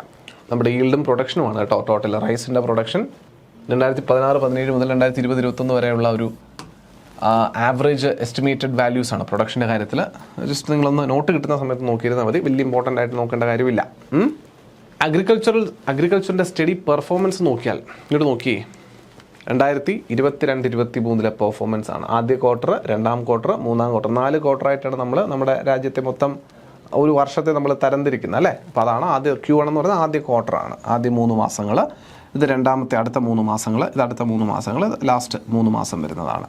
അതിലെപ്പോഴും നമ്മുടെ പെർസെൻറ്റേജ് പെർഫോമൻസ് നോക്കിയാൽ 2022-23 ഏറ്റവും കൂടുതൽ പ്രൊഡക്ഷൻ 7.6% തന്നിരുന്നത് അഗ്രികൾച്ചറൽ പ്രൊഡക്ഷൻ്റെ ഏറ്റവും കൂടുതൽ തന്നിരുന്നത് ലാസ്റ്റ് പാദമായിരുന്നു 2022-23. 23-24 ആയപ്പോഴോ ഏറ്റവും കുറവായി മാറുന്ന സാഹചര്യത്തിലേക്ക് വന്നു. 24-25 2 ക്വാർട്ടറിൻ്റെ ഇൻഫർമേഷൻസ് മാത്രമാണ് വന്നിട്ടുള്ളത്. അത് ജസ്റ്റ് ഒന്ന് അറിഞ്ഞിരിക്കാൻ വേണ്ടി കാണിച്ചു എന്നേ ഉള്ളൂ. വലിയ ഇമ്പോർട്ടൻസ് കൊടുക്കേണ്ടതില്ല നിങ്ങൾ നമ്മുടെ ഇതിനകത്തുനിന്ന്. Okay, international comparison of productivity for selected crops. ചില ക്രോപ്സിൻ്റെ ഇന്റർനാഷണൽ കമ്പാരിസൺ, അതായത് വേൾഡ് പ്രൊഡക്ഷനും നമ്മുടെ ഇന്ത്യയിൽ നിന്നുള്ള പ്രൊഡക്ഷനും തമ്മിലുള്ള ഒരു കമ്പാരിസൺ നോക്കിയാൽ ഏകദേശം ലോകത്തിലെ പ്രൊഡക്ഷനോട്, പ്രൊഡ്യൂസ് ചെയ്യുന്ന ക്വാണ്ടിറ്റിയുടെ ആനുപാതികമായിട്ടുള്ള ക്വാണ്ടിറ്റിയിൽ നമ്മൾ പ്രൊഡക്ഷൻ നടത്തുന്ന ഒരു സാധനമാണ് ഗ്രൗണ്ട് നട്ട്, നിലക്കടല, ഗ്രൗണ്ട് നട്ട്. കണ്ടോ, ഗ്രൗണ്ട് നട്ട് ഗ്ലോബൽ പ്രൊഡക്ഷൻ അല്ലെങ്കിൽ വേൾഡിൻ്റെ പ്രൊഡക്ഷനാണ് ഈ നീല ബാർ കൊണ്ട് കാണിച്ചിരിക്കുന്നതെങ്കിൽ ആ ഓറഞ്ച് ബാർ കാണിച്ചിരിക്കുന്നത് ഇന്ത്യൻ പ്രൊഡക്ഷനാണ്. അപ്പോൾ ഏകദേശം വേൾഡിൻ്റെ പ്രൊഡക്ഷൻ ഗ്രൗണ്ട് നട്ടിന് എത്രത്തോളം ഉണ്ടോ അതിന് സമാനമായ രീതിയിലുള്ള പ്രൊഡക്ഷൻ ഗ്രൗണ്ട് നട്ടിന് ഇന്ത്യയിൽ നിന്ന് കാണിക്കുന്നുണ്ട്. തൊട്ടിപ്പുറത്ത് സോയാബീൻ കാണാം. സോയാബീൻ്റെ പ്രൊഡക്ഷനിൽ വേൾഡിൻ്റെ ഏകദേശം പകുതിയിൽ താഴെ മാത്രമാണ് ഇന്ത്യയുടെ പ്രൊഡക്ഷൻ ഉള്ളത്. മെയ്സ്, ചോളത്തിൻ്റെ പ്രൊഡക്ഷൻ്റെ കാര്യത്തിലും ഏകദേശം പകുതിക്ക് മുകളിൽ ഇന്ത്യയിൽ മെയ്സ് പ്രൊഡ്യൂസ് ചെയ്യുന്നുണ്ട്. പാഡിയുടെ കാര്യത്തിൽ ഇന്ത്യയിൽ പ്രൊഡ്യൂസ് ചെയ്യുന്നതിൻ്റെ തൊട്ടടുത്ത്, ഗ്ലോബൽ ആവറേജിൻ്റെ തൊട്ടടുത്ത് തന്നെയാണ് ഇന്ത്യയുടെ സ്ഥാനം നിൽക്കുന്നത് എന്നുള്ളതാണ്. അതുകൊണ്ട് തന്നെ നമ്മൾ അതിനകത്ത് എന്താ പറയുക, സംശയമൊന്നുമില്ല, ലോകത്തിലെ രണ്ടാമത്തെ ഏറ്റവും കൂടുതൽ പാഡി പ്രൊഡ്യൂസ് ചെയ്യുന്ന രാജ്യമാണ് ഇന്ത്യ. അതുകൊണ്ട് തന്നെ ലോകത്തിലെ മൊത്തം പാഡി പ്രൊഡക്ഷൻ്റെ ഏറ്റവും അടുത്ത് നിൽക്കുന്ന സാഹചര്യം നമുക്ക് പാഡി പ്രൊഡക്ഷനുമായിട്ട് ബന്ധപ്പെട്ട് കാണാൻ സാധിക്കും. ശരിയല്ലേ? അത്രയേ ഉള്ളൂ. പിന്നെ ടോട്ടൽ പൾസസ് നോക്കിക്കഴിഞ്ഞാൽ ഏകദേശം ഇന്ത്യയുടേത് ലോകത്തിൻ്റെ ആവറേജിനോട് അടുത്ത് നിൽക്കുന്നുണ്ട്. ടോട്ടൽ സിറിയൽസിൻ്റെ കാര്യത്തിലും അത് തന്നെയാണ്. ഇന്ത്യ ഗ്ലോബൽ ആവറേജ് പ്രൊഡക്ഷനോട് അല്ലെങ്കിൽ ഗ്ലോബൽ പ്രൊഡക്ഷനോട് കിടപിടിക്കുന്ന രീതിയിലുള്ള പ്രൊഡക്ഷൻ കാഴ്ചവെക്കുന്നുണ്ട് എന്നുള്ളതാണ്. അപ്പോൾ കാര്യമായ രീതിയിൽ മെയ്സിൻ്റെയും സോയാബീൻ്റെയും കാര്യത്തിൽ മാത്രമാണ് ഇവിടെ ഈ ഒരു ചിത്രത്തിനകത്തും നമുക്കൊരല്പം റിഡക്ഷനെങ്കിലും ഗ്ലോബൽ പ്രൊഡക്ഷനിൽ നിന്നും കാണാൻ പറ്റിയ. ബാക്കിയുള്ള കാര്യത്തിൽ അത്യാവശ്യം നല്ല രീതിയിലുള്ള പ്രൊഡക്ഷൻ മെയിൻറ്റെയിൻ ചെയ്ത് നിൽക്കുന്നതായിട്ട് കാണാൻ പറ്റുന്നുണ്ട്. ഗ്ലോബൽ ട്രെൻഡ് നോക്കുന്ന സമയത്ത് 2022 ഡേറ്റയാണ്. എനിഹൗ ഈ ഒരു data price policy of kharif crops 2024-25 ആ ഒരു ഡേറ്റയാണ് കേട്ടോ. നമ്മുടെ ഖാരിഫ് ക്രോപ്സിൻ്റെ ഡേറ്റയാണ് നമ്മൾ ഈ കണ്ടിരിക്കുന്നത്, ഖാരിഫ് ക്രോപ്സിൻ്റെ ഡേറ്റ. Okay, right. ജസ്റ്റ് ഒന്ന് അറിഞ്ഞു പോവുക, കണ്ടുപോകുന്നു, മനസ്സിലാക്കി പോകുക. നിങ്ങളുടെ ഒരു ഏറെക്കുറെ ധാരണ കിട്ടാൻ വേണ്ടി പറഞ്ഞു പോകുന്നതാണ് ഈ ടേബിളുകളും ഇൻഫർമേഷനും ഒക്കെ. Distribution of operational land holdings under floriculture. ഇപ്പോൾ ഫ്ലോറിക്കൾച്ചർ പൂക്കളുടെ കൃഷിയുമായി ബന്ധപ്പെട്ടിട്ടുള്ള distribution of operational land holdings, അതായത് പ്രവർത്തനക്ഷമമായിട്ടുള്ള ഭൂമി ഈ ഫ്ലോറിക്കൾച്ചറിന് വേണ്ടി വിനിയോഗിക്കുന്നവരുടെ ഒരു കണക്ക് നമ്മൾ പരിശോധിച്ചാൽ അതിൽ 90.9% മാർജിനലായിട്ടുള്ള ഫാമേഴ്സാണ്. സ്മാൾ ഫാമേഴ്സാണ് 5.6%. സെമി മീഡിയം എന്ന് പറയുന്നതാണ് ഒരു 2.6%. Medium farmers 0.8%. ലാർജ് ഫാമേഴ്സ് 0.1% ഉള്ളൂ കേട്ടോ. അതായത് ലാൻഡ് പിന്നെ ഹോൾഡിങ്സിൻ്റെ distribution of operational land holdings എന്ന് പറയുമ്പോൾ നമ്മൾ കൈവശമുള്ള ലാൻഡിൻ്റെ ഏറ്റവും കൂടുതൽ 90.9% വരുന്നതും മാർജിനൽ ഫാമേഴ്സിൻ്റെ കയ്യിൽ തന്നെയാണ് ഈ ഫ്ലോറിക്കൾച്ചറുമായിട്ട് ബന്ധപ്പെട്ട്. അതുപോലെ അഗ്രികൾച്ചറൽ എന്താ പറയുക, ഫുഡിൻ്റെയും അല്ലെങ്കിൽ പ്രോസസ്ഡ് ഫുഡിൻ്റെയും ഒക്കെ എക്സ്പോർട്ട് നമ്മൾ നോക്കുന്ന സമയത്ത് ഏറ്റവും കൂടുതൽ എക്സ്പോർട്ട് 2025 ഫിനാൻഷ്യൽ ഇയറിൽ കാണാൻ സാധിച്ചിരിക്കുന്നത് ഫ്ലോറിക്കൾച്ചറിൽ നിന്ന് തന്നെയാണ്. 14.55% ഓഫ് എക്സ്പോർട്ട് നടന്നിരിക്കുന്നത് ഫ്ലോറിക്കൾച്ചറിൽ നിന്ന്. 2 പ്രോസസ്ഡ് ഫ്രൂട്ട്സ് ആൻഡ് വെജിറ്റബിൾസ് ആണ്. 13.39%. 3 ലൈഫ് സ്റ്റോക്ക് ആണ് 7.17. 4 അതർ പ്രോസസ്ഡ് ഫുഡ്സ് ആണ് 6.5%. അങ്ങനെ ടോട്ടൽ ഒരു 3.7% പ്രൊഡക്ഷൻ എന്ന രീതിയിൽ പറയാം. ഓക്കെ, സോ ഒന്ന് ജസ്റ്റ് അറിഞ്ഞിരിക്കുക, ഏറ്റവും കൂടുതൽ എക്സ്പോർട്ട് ഓറിയൻറ്റഡ് ആയിട്ട് നിന്നിരിക്കുന്ന സ്ഥലം. അതുകൊണ്ടാണ് ഈ ഫ്ലോറിക്കൾച്ചറിന് നമ്മളൊരു സൺറൈസ് ഇൻഡസ്ട്രി എന്നൊക്കെ പറഞ്ഞത് കേട്ടോ. സോ ഫ്ലോറിക്കൾച്ചറാണ് ഏറ്റവും കൂടുതൽ 14.55%. സെക്കൻഡ് വരുന്നത് പ്രോസസ്ഡ് ഫ്രൂട്ട്സ് ആൻഡ് വെജിറ്റബിൾസ്. ഇന്ത്യയിൽ നിന്നുള്ള പ്രോസസ്ഡ് ഫ്രൂട്ട്സ് ആൻഡ് വെജിറ്റബിൾസ് ആണ് രണ്ടാമത്തെ ഏറ്റവും കൂടുതൽ എക്സ്പോർട്ടിന് വേണ്ടിയിട്ട് ഉതകി നിന്നിരിക്കുന്നത് എന്നുള്ളത് ഒന്ന് മനസ്സിലാക്കിയിരിക്കുക നിങ്ങൾ. Okay, compound annual growth rate in value of output from agriculture and allied sectors. അതൊരു കോമ്പൗണ്ടഡ് ആയിട്ട് 2024-25 ഡേറ്റയാണ്. കോമ്പൗണ്ടഡ് ആയിട്ടുള്ള ഒരു അഗ്രികൾച്ചറൽ പ്രോഡക്ട്സിൻ്റെ ഗ്രോത്ത് റേറ്റ് പറയുന്നതാണ്. എല്ലാ ക്രോപ്സിൻ്റെയും കൂടി ഗ്രോത്ത് റേറ്റ് നോക്കുമ്പോൾ ഒരു 2.1%, സിറിയൽസിൻ്റെ മാത്രം 2, പൾസസിൻ്റെ 5, വെജിറ്റബിൾസ് ആൻഡ് ഫ്രൂട്ട്സിൻ്റെ 3.5, ഓയിൽ സീഡ്സ് 1.9. നമ്മൾ പറഞ്ഞു കുറവാണ് 1.9 എന്ന ഗ്രോത്ത് റേറ്റ് ഓയിൽ സീഡ്സിൽ കണ്ടുള്ളൂ. നമ്മൾ നേരത്തെ പറഞ്ഞ കാര്യമാണ് അല്ലേ.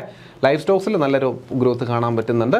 ഫിഷറീസിന് ഏറ്റവും നല്ല ഗ്രോത്ത് കാണാൻ പറ്റും 8.7. അപ്പോൾ ഏറ്റവും കൂടുതൽ കോമ്പൗണ്ടഡ് ഗ്രോത്ത് കഴിഞ്ഞ വർഷം നമുക്ക് കാണാൻ സാധിച്ചിരിക്കുന്നത്, അല്ലെങ്കിൽ ഈ കഴിഞ്ഞ വർഷങ്ങളിൽ നമുക്ക് കാണാൻ സാധിച്ചിരിക്കുന്നത് ഫിഷറി സെക്ടറിൽ തന്നെയാണ്. 8.7% ഗ്രോത്ത് ആണ്. സെക്കൻഡ് സ്ഥാനത്ത് നിൽക്കുന്നത് ലൈഫ് സ്റ്റോക്കും മിൽക്കുമുണ്ട്. മിൽക്കല്ലല്ലോ, മീറ്റ് ആൻഡ് എഗ് ആണ് കേട്ടോ. 7.5 ഉണ്ട് മീറ്റ് ആൻഡ് എഗ് 7.5. പിന്നെ സ്പൈസസും മറ്റു കാര്യങ്ങൾക്കും എല്ലാം കൂടി ഒരു 6.7%. അതും അത്യാവശ്യം നല്ല രീതിയിലുള്ള ഒരു ഗ്രോത്ത് കാണിച്ചിട്ടുണ്ട്. Then comes milk and life stock. പിന്നെ വരുന്നത് പൾസസ് ആണ്. അപ്പോൾ ഉള്ളതിൽ ഏറ്റവും കുറവ് ഗ്രോത്ത് റേറ്റ് കാണിച്ചു നിന്നത് ഓയിൽ സീഡ് സെക്ടർ തന്നെയാണെന്ന് പറയാമെന്ന് സംശയം. 1.9% മാത്രം ഗ്രോത്ത് ആണ് ഓയിൽ സീഡ്സ് കാണിച്ചിട്ട് ഉണ്ടായിരുന്നത് എന്നുള്ളതാണ് പറയാൻ സാധിക്കുന്നത്. ഓക്കെ, ഇറിഗേറ്റഡ് ഏരിയയിലുള്ള ഇൻക്രീസ് ആണ് കേട്ടോ. 2010 മുതൽ 2022 വരെയുള്ള ഡേറ്റ നിങ്ങൾക്ക് ഇതിനകത്ത് കാണുന്നതിനകത്ത് ഗ്രോസ് ഇറിഗേറ്റഡ് ഏരിയ എന്ന് പറയുന്നതിൽ വലിയ വർധനമൊന്നും കാണാനില്ല. ചെറിയ രീതിയിലുള്ള ഇൻക്രീസ് തന്നെയാണ്. കാരണം 2010-11 എത്രത്തോളം ഇറിഗേറ്റഡ് ആയിട്ടുള്ള ഏരിയ ഉണ്ടോ അതിലൊന്നും വലിയ ഡിഫറൻസ് ഒന്നും ഗ്രോസ് ഇറിഗേറ്റഡ് ഏരിയയിൽ വന്നിട്ടില്ല എന്നുള്ളതാണ്. കാരണം അന്നേ കാര്യമായിട്ടുള്ള 2010-11 ആയപ്പോഴേക്കും പ്രോപ്പർലി ഇറിഗേറ്റഡ് ആയി കഴിഞ്ഞിട്ടുണ്ട് ഇന്ത്യൻ കാർഷിക സംവിധാനം എന്നൊക്കെ പറയുന്നത്. അതിന് മുൻപുള്ള ഗ്രീൻ റവല്യൂഷൻ ആണ് ഇതിന് തുടക്കം കുറിച്ച് വെച്ചതെന്ന് കൂടി മനസ്സിലാക്കിയിരിക്കുക കേട്ടോ. ഗ്രീൻ റവല്യൂഷനൊക്കെ നമ്മൾ ഈ സെക്ടറിനകത്ത് പിന്നീട് പഠിക്കും. Okay, right. ഈ ഇറിഗേഷനകത്ത് കനാലുകളിലൂടെയുള്ള ഇറിഗേഷൻ ഉണ്ട്, ടാങ്ക് ഇറിഗേഷൻ ഉണ്ട്. അപ്പോൾ അതിൽ ഏറ്റവും കൂടുതൽ നമ്മുടെ രാജ്യത്ത് ഇറിഗേഷൻ സംവിധാനം ഉപയോഗിക്കുന്നത് കനാൽ ഇറിഗേഷൻ തന്നെയാണ്. കാരണം വലിയ പാടങ്ങൾ ഇറിഗേറ്റ് ചെയ്യുന്നതിനകത്ത് ടാങ്ക് ഇറിഗേഷനേക്കാൾ കൂടുതൽ വിനിയോഗിക്കുക കനാൽ ഇറിഗേഷൻ. അതായത് ഡാമുകളിലൊക്കെ കെട്ടി നിർത്തിയിരിക്കുന്ന വെള്ളം കനാലുകളിലൂടെ കൃഷിപ്പാടങ്ങളിലേക്ക് ഡൈവേർട്ട് ചെയ്ത് വിടുന്ന സംവിധാനങ്ങളില്ലേ, അതിനാണ് ഈ കനാൽ ഇറിഗേഷൻ എന്ന് പറയുക. അപ്പോൾ ഈ കനാൽ ഇറിഗേഷൻ തന്നെയാണ് ഇന്ത്യയിൽ ഏറ്റവും കൂടുതൽ വിനിയോഗിക്കുന്നത്. 2020 മുതൽ 2001 കാലഘട്ടങ്ങൾ മുതൽ 2021-22 വരെയുള്ള കാലഘട്ടത്തിൻ്റെ ഡേറ്റയാണ് നിങ്ങൾ ഈ കാണുന്നത്. അതിൽ 2001 മുതൽ 2021-2022 വരെയുള്ള ഡേറ്റയാണ് കാണുന്നത്. ഏത് നോക്കിയാലും ടാങ്ക് ഇറിഗേഷനേക്കാളും കൂടുതൽ കനാൽ ഇറിഗേഷൻ തന്നെയാണ് നിൽക്കുന്നതെന്ന് പറയാൻ പറ്റും. No doubts in that. Non institutional as well as institutional credit, നമ്മൾ ഈ പിന്നെ കൃഷിയുമായി ബന്ധപ്പെട്ട് ഇത് കൊടുക്കൂലേ, ക്രെഡിറ്റ് കൊടുക്കൂലേ, കടം കൊടുക്കൂലേ, സബ്സിഡി അല്ലല്ലോ, ക്രെഡിറ്റ്, കൃഷിക്ക് വേണ്ടിയിട്ടുള്ള ക്രെഡിറ്റ് കൊടുക്കുന്നതിൽ നോൺ ഇൻസ്റ്റിറ്റ്യൂഷണൽ ക്രെഡിറ്റിൻ്റെ വാല്യൂ കുറഞ്ഞിരിക്കുന്നതായിട്ടും ഇൻസ്റ്റിറ്റ്യൂഷണൽ ക്രെഡിറ്റ് കൂടിയിരിക്കുന്നതായിട്ട് നമുക്ക് കാണാൻ പറ്റുന്നുണ്ട്. ഗവൺമെൻറ് ബേസ് ചെയ്ത് വരുന്ന ഇൻസ്റ്റിറ്റ്യൂഷൻസ് കൊടുക്കുന്നതും അല്ലാതെ നോൺ ഇൻസ്റ്റിറ്റ്യൂഷൻസിൻ്റെ ക്രെഡിറ്റ് വരുന്നതും ഒക്കെ ഒരുപാട് കുറഞ്ഞിട്ടുണ്ട്. അത് നല്ല കാര്യമാണ്. ഇൻസ്റ്റിറ്റ്യൂഷണൽ ക്രെഡിറ്റ് കൂടുന്നത് തന്നെയാണ് നമുക്ക് നല്ല കാര്യം എന്ന് പറയുന്നത്.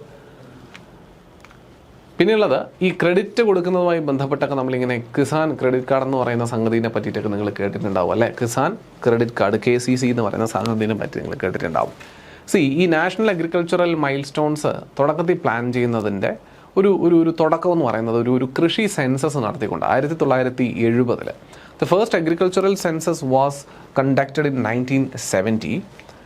അതിനുശേഷം വരുന്നൊരു ഫിനാൻഷ്യൽ ഇന്നോവേഷൻ ആയിട്ടാണ് നമ്മുടെ ഈ കിസാൻ ക്രെഡിറ്റ് കാർഡ് 1998 ഇംപ്ലിമെൻറ്റ് ചെയ്തത്. ആദ്യം ഒരു കൃഷി സെൻസസ് നടത്തി. കൃഷി സെൻസസ് നടത്തുന്ന സമയത്ത് കാര്യങ്ങൾ മനസ്സിലായി. കർഷകർക്കെല്ലാം ഈ ഫണ്ട് അലോക്കേഷനുമായി ബന്ധപ്പെട്ടൊരു പ്രധാന ബുദ്ധിമുട്ടുണ്ട്. ഒന്ന്, ഇവർ താരതമ്യേന വിദ്യാഭ്യാസം കുറഞ്ഞ ആൾക്കാരായിരിക്കും.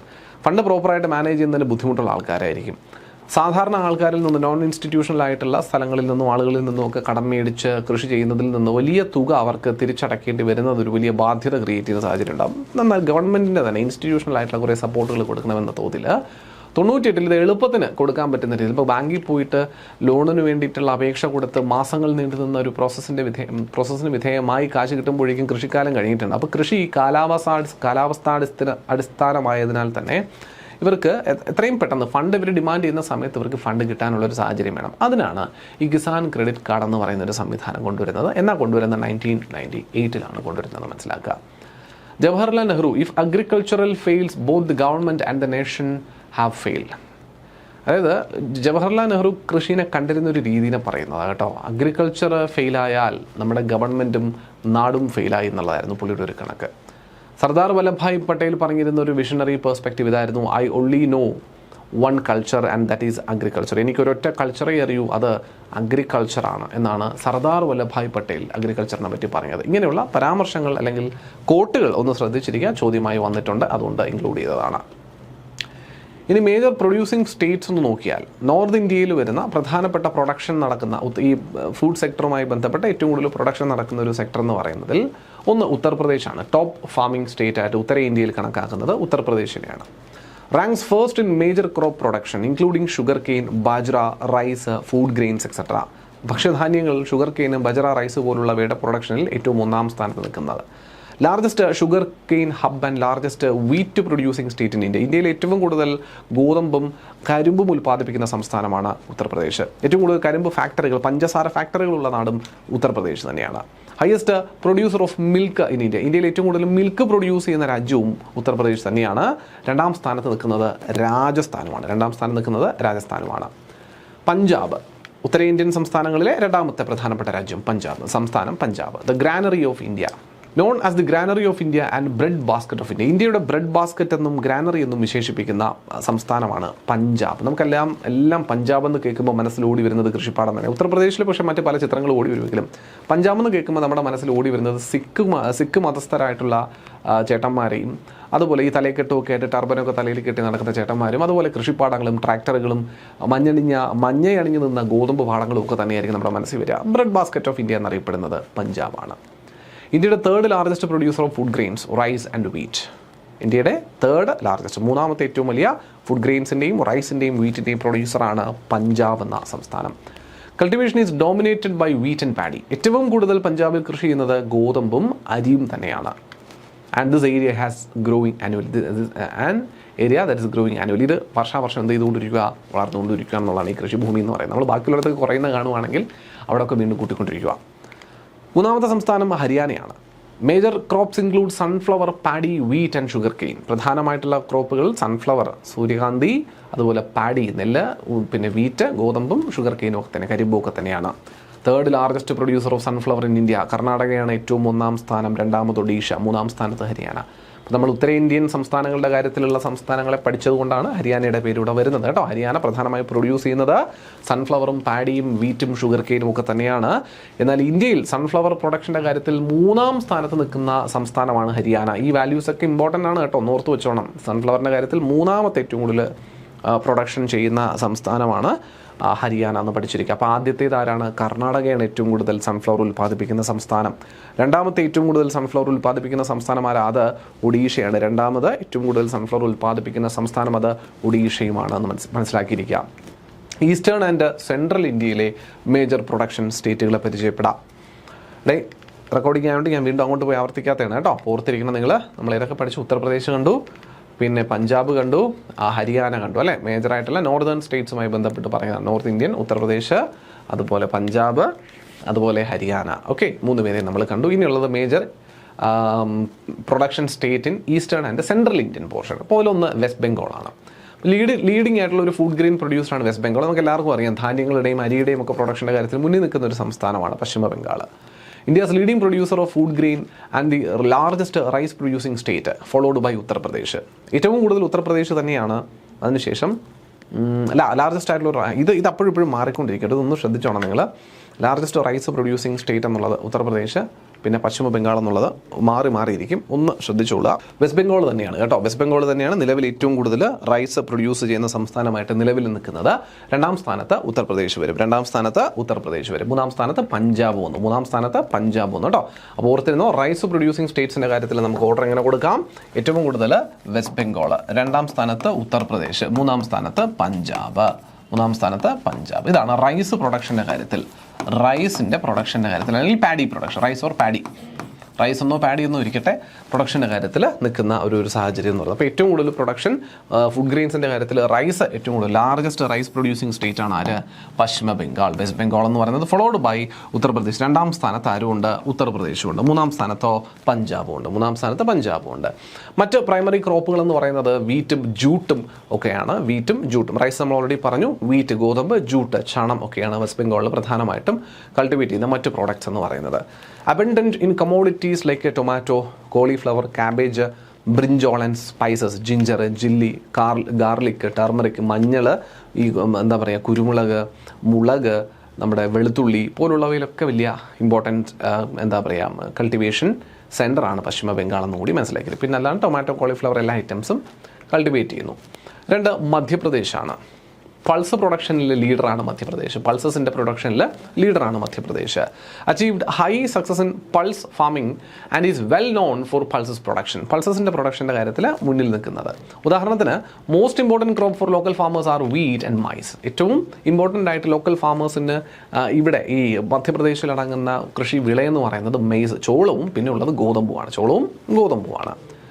possesses the most land area providing diverse climate and soil conditions. ഏറ്റവും കൂടുതൽ ലാൻഡ് ഏരിയ അവൈലബിൾ ആണ്, കൃത്യമായിട്ടുള്ള ക്ലൈമറ്റിക് കണ്ടീഷൻസും സോയിൽ കണ്ടീഷൻസും അവൈലബിൾ ആയി നിൽക്കുന്ന ഒരു സംസ്ഥാനം കൂടിയാണ് മധ്യപ്രദേശ്. പിന്നെ ഒരു പരിമിതി ഉള്ളത് ലാൻഡ് ഏരിയയിൽ കുറേ പോർഷൻസ് ഫോറസ്റ്റഡ് ആയിട്ട് പോകുന്നുണ്ട് കേട്ടോ. പ്രൊട്ടക്റ്റഡ് ഏരിയാസ് ആയിട്ട് ഏറ്റവും കൂടുതൽ വന മേഖലയുള്ള സംസ്ഥാനം കൂടിയാണ് മധ്യപ്രദേശ്. അപ്പോൾ അതുകൊണ്ട് അങ്ങനെ ഒരു പരിമിതി മധ്യപ്രദേശിന് പറയാം. എന്നാലും ഉള്ള അവൈലബിൾ ആയിട്ടുള്ള ലാൻഡ് മാക്സിമം യൂട്ടിലൈസ് ചെയ്യുന്നുണ്ട് എന്നുള്ളത് ഒരു പോസിറ്റിവിറ്റിയാണ്. അത് മാത്രമല്ല അത്യാവശ്യം നല്ല വലിപ്പമുണ്ട് മധ്യപ്രദേശിന് എന്നുള്ളതും അതിനൊരു അഡ്വാൻറ്റേജ് ആയിട്ട് കിട്ടുന്നുണ്ട്. പിന്നുള്ളത് ഛത്തീസ്ഗഡാണ്. Chhattisgarh rice bowl of central India എന്നറിയപ്പെടുന്ന സ്ഥലമാണ്. Chhattisgarh rice bowl of central India എന്നറിയപ്പെടുന്ന സ്ഥലമാണ്. റൈസ്, മില്ലറ്റ്സ്, മെയ്സ്, ചോളം ഒക്കെ തന്നെയാണ് ഇവിടെയും പ്രധാനമായിട്ട് കൾട്ടിവേറ്റ് ചെയ്യുന്ന പ്രോഡക്ട്സ് എന്ന് പറയുന്നത്. സദേൺ ആൻഡ് വെസ്റ്റേൺ ഇന്ത്യയിൽ വരുന്ന പ്രധാനപ്പെട്ട പ്രൊഡ്യൂസിങ് സ്റ്റേറ്റ്സ് ആയിട്ട് ആന്ധ്രാപ്രദേശ് മാറും. ഒരു സംശയമില്ല ആന്ധ്രാപ്രദേശ്. 2ാം സ്ഥാനത്ത് നമുക്ക് തമിഴ്നാടിന് കൊടുക്കാം. ആദ്യം ആന്ധ്രാപ്രദേശാണ് കേട്ടോ. സൗത്ത് ഇന്ത്യയിൽ വരുമ്പോൾ മേജർ പ്രൊഡ്യൂസിങ് സ്റ്റേറ്റിൽ ആദ്യം വരുന്നത് ആന്ധ്രാപ്രദേശാണ്. Accounts for 77% of India's crop production. Major crop includes rice, ragi, maize, jowar, bajra, sugar cane, pulses and tobacco. പുകയില ഉൾപ്പെടെ വരുന്ന പലതരത്തിലുള്ള കൃഷി വിളകളുടെ കൾട്ടിവേഷൻ്റെ കാര്യവുമായി മുൻപന്തിയിൽ നിൽക്കുന്ന ഒരു സംസ്ഥാനമാണ് ആന്ധ്രാപ്രദേശ് എന്നുള്ളതാണ്. പിന്നെ വരുന്നത് കർണാടക. കോഫി സ്പെഷ്യലൈസിംഗ് ആണ് കർണാടകത്തിൻ്റെ മെയിൻ അല്ലേ. Undisputed leader in coffee production accounting for approximately 70% of India's total output. ഇന്ത്യയിൽ നിന്ന് ഉൽപ്പാദിപ്പിക്കുന്ന കോഫിയിൽ 70% കോഫി പ്രൊഡക്ഷൻ നടക്കുന്നത് ഈ കർണാടകയിൽ നിന്ന് മാത്രമാണെന്ന് ആലോചിക്കുക. ബാക്കി ഇന്ത്യയിൽ ഉടനീളമുള്ള സംസ്ഥാനങ്ങളിൽ നിന്ന് പ്രൊഡ്യൂസ് ചെയ്യുന്നത് കേവലം 30%. അപ്പോൾ ഈ അൺഡിസ്പ്യൂട്ടഡ് ആയിട്ടുള്ള എതിരില്ലാത്ത രീതിയിൽ വിജയിക്കുന്നു എന്ന് പറയുന്നത് പോലെയുള്ള ഒരു കോഫി പ്രൊഡക്ഷൻ സ്റ്റേറ്റ് ആണ് കർണാടക എന്നതിൽ ഒരു സംശയവും വേണ്ട. അതുപോലെ ഖാരിഫ് ക്രോപ്പായ maize, red chilli, rice, sugar cane, groundnut, cotton, turmeric, soybean, rabi crops, barley, wheat, mustard, sesame, pea ഒക്കെയാണ് വരുന്നത്. പീസ് എന്ന് പറഞ്ഞാൽ നമ്മുടെ പരിപ്പല്ലോ പയർ ഒക്കെയാണ് വരിക കേട്ടോ. എള്ള്, പയർ, മസ്റ്റാർഡ്, കടുക്, വീറ്റ്, ബാർലി ഒക്കെയാണ് റാബി ക്രോപ്സ് ആയിട്ട് ഇവിടെ വരിക. അതൊക്കെ നമ്മൾ പഠിക്കും പിന്നീട്. ഖാരിഫ്, റാബി ക്രോപ്പുകളെ നമ്മൾ പിന്നീട് പഠിക്കും. ഇത് കർണാടകത്തിൽ കൃഷി ചെയ്യുന്ന ഖാരിഫ് ക്രോപ്പിനെയും റാബി ക്രോപ്പിനെയുമാണ് നമ്മൾ കണ്ടത്. ഒരു അഗ്രികൾച്ചറൽ ബജറ്റ് അല്ലെങ്കിൽ അഗ്രികൾച്ചറിന് വേണ്ടി കൃഷിക്ക് വേണ്ടി സെപ്പറേറ്റ് ആയിട്ടൊരു ബജറ്റ് അവതരിപ്പിച്ച ആദ്യ സംസ്ഥാനമെന്ന് പറയുന്നത് ആരാണ്? കർണാടകയാണ് കേട്ടോ. അഗ്രികൾച്ചറൽ ബജറ്റ്, കൃഷി ബജറ്റ് അല്ലെങ്കിൽ കാർഷിക ബജറ്റ് അവതരിപ്പിച്ച ആദ്യ സംസ്ഥാനമെന്ന് പറയുന്നത് ആരാണ്? അത് കർണാടകയാണെന്ന് പഠിച്ചിരിക്കുക. അടുത്തത് Gujarat. The countries largest producer of cotton and a leading producer of milk. കോട്ടൻ്റെയും മിൽക്കിൻ്റെയും പ്രൊഡക്ഷനിൽ ഏറ്റവും മുൻപന്തിയിൽ നിൽക്കുന്ന സംസ്ഥാനങ്ങളിലൊന്ന്. Contributes significantly to wheat, fruit and vegetable production. വീറ്റിൻ്റെയും ഫ്രൂട്ടിൻ്റെയും വെജിറ്റബിൾ പ്രൊഡക്ഷനിൽ മുന്നിൽ നിൽക്കുന്നു. അതുപോലെ തന്നെ പ്ലാന്റേഷൻ ക്രോപ്സിൻ്റെ കാര്യത്തിൽ ഏറ്റവും മുന്നിൽ നിൽക്കുന്ന സംസ്ഥാനം, അതായത് ടീ. പ്ലാന്റേഷൻ ക്രോപ്സിലെ ഒരു ടൈപ്പ് ക്രോപ്പാണല്ലോ ടീ, തേയില. ആ തേയിലയുടെ പ്രൊഡക്ഷനിൽ ഏറ്റവും മുന്നിൽ നിൽക്കുന്ന സംസ്ഥാനമാണ് മറ്റാരുമല്ല അസം. അങ്ങ് വടക്ക് കിഴക്കൻ സംസ്ഥാനമായ Assam. The largest producer of tea in India, undisputed largest producer of tea. ഇപ്പോൾ കോഫിയുടെയും ടീയുടെയും കാര്യത്തിൽ നമുക്ക് ഒരു സംശയമില്ലാണ്ട് നമുക്ക് ഏറ്റവും വലിയ ഉൽപ്പാദകരെ കണ്ടെത്താം. അത് കർണാടകയും അസമുമാണ്. കോഫിയുടെ കാര്യത്തിൽ കർണാടകയും, ടീയുടെ കാര്യത്തിൽ അസമും. അഗ്രികൾച്ചറിൽ ഒരുപാട് ഡിപ്പെൻഡ് ചെയ്യുന്ന ബ്രഹ്മപുത്ര എന്ന നദി ഒഴുകി ധാരാളം ബ്രഹ്മപുത്ര നദിയുടെ നിക്ഷേപവും ഫ്ലഡ് പ്ലെയിൻസ്, പ്രളയ സമതലങ്ങളും ക്രിയേറ്റ് ചെയ്ത് ഒരുപാട് സമ്പന്നമാക്കുന്ന അല്ലെങ്കിൽ ഫലഭൂഷണമാക്കുന്ന മണ്ണുള്ള സ്ഥലം കൂടിയാണ് അസം എന്ന് പറയുന്നത് കേട്ടോ. So tea is noted as the second most commonly consumed beverage globally after water. വെള്ളം കഴിഞ്ഞാൽ ഏറ്റവും കൂടുതൽ ലോകത്തിലെ ആൾക്കാർ പാനീയം ചെയ്യുന്ന അല്ലെങ്കിൽ കുടിക്കുന്ന പാനീയമായിട്ട് മനസ്സിലാക്കിയിരിക്കുന്നത് ടീ ആണ്. Okay, the second largest globally consumed beverage ആണ് ആര്? ടീ, തേയില, ചായ. അപ്പോൾ ആ ചായയ്ക്ക് വേണ്ടിയിട്ടുള്ള ഈ തേയില ഉൽപ്പാദനത്തിൽ മുന്നോട്ട് നിൽക്കുന്ന Assam. Darjeeling tea, Assam tea, Nilgiri tea, Kangra tea എന്നൊക്കെയാണ് ഇന്ത്യയിൽ കാണുന്ന പ്രധാനപ്പെട്ട ടീ വെറൈറ്റീസ്. നമ്മൾ കോഫിയുടെ കാര്യത്തിലാണെങ്കിൽ റോബസ്റ്റയും അറബിക്കയും എന്ന് പറയും. റോബസ്റ്റയും അറബിക്കയുമാണ് പ്രധാനമായിട്ടും വരുന്ന കാപ്പിയുടെ വെറൈറ്റികൾ എന്നുകൂടി നമ്മൾ മനസ്സിലാക്കാം. കൂടുതൽ ഡീറ്റെയിൽ നമുക്ക് ഓരോ ക്രോപ്പും പഠിക്കുന്ന സമയത്ത് പറഞ്ഞുതരാം. ഇറിഗേഷൻ്റെ സ്റ്റേറ്റ് ലീഡർഷിപ്പ് നമ്മൾ ഓൾറെഡി പറഞ്ഞതാണ്. ഏറ്റവും കൂടുതൽ ഇറിഗേഷൻ സംവിധാനങ്ങൾ ഇംപ്ലിമെൻറ്റ് ചെയ്തിരിക്കുന്ന സംസ്ഥാനം പഞ്ചാബ് തന്നെയാണ്. ട്യൂബ് വെല്ലുകൾ ഉപയോഗിച്ച് ഏറ്റവും കൂടുതൽ ഇറിഗേഷൻ സംവിധാനങ്ങൾ നടത്തിയിരിക്കുന്ന സംസ്ഥാനം എന്നാൽ അത് ഉത്തർപ്രദേശാണ്. അപ്പോൾ ചോദ്യം എടുത്ത് ചോദിക്കുവാണെങ്കിൽ ഓർക്കേണ്ട കാര്യമാണ്. പൊതുവെ ഇറിഗേഷൻ സംവിധാനങ്ങൾ ഏറ്റവും കൂടുതലുള്ളത് ആരെന്ന് ചോദിച്ചു കഴിഞ്ഞാൽ പഞ്ചാബ് തന്നെ, ഒരു സംശയവും വേണ്ട. എന്നാൽ എടുത്ത് ചോദിക്കുവാണ്, ട്യൂബ് വെല്ലുകൾ ഉപയോഗിച്ച്, കുഴൽ കിണറുകൾ ഉപയോഗിച്ചിട്ടുള്ള ഇറിഗേഷൻ സംവിധാനം ഏറ്റവും കൂടുതൽ ക്യാരി ഔട്ട് ചെയ്യുന്ന സംസ്ഥാനം ഏതെന്ന് ചോദിച്ചാൽ അത് ഉത്തർപ്രദേശ് എന്ന് പഠിച്ചിരിക്കുക. അതുപോലെ ആന്ധ്രാപ്രദേശ് എന്ന സംസ്ഥാനം നോക്കാം, carries out the most tank irrigation.